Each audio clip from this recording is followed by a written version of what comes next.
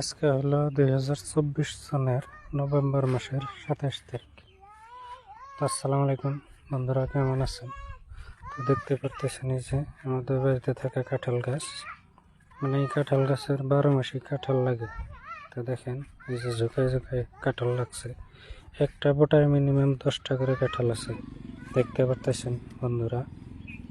তো এই যে দেখেন অনেকগুলো কাঁঠাল লাগছে একদম। আগে তো এর আগের বছরে মানে একদম মাটির থেকে কাঁঠাল লাগছে, তো এই বছর একটু উপরে গেছে, গাছটা একটু বড় হয়েছে। তো দেখেন আপনারা এই যে কাঁঠাল গাছে অনেকগুলো কাঁঠাল লাগছে, এই যে কাঁঠাল দেখতেন। এই কাঁঠালে মানে গায়ে গায়ে কাঁঠাল লাগা, তো কাঁঠালের একটা সমস্যা আছে।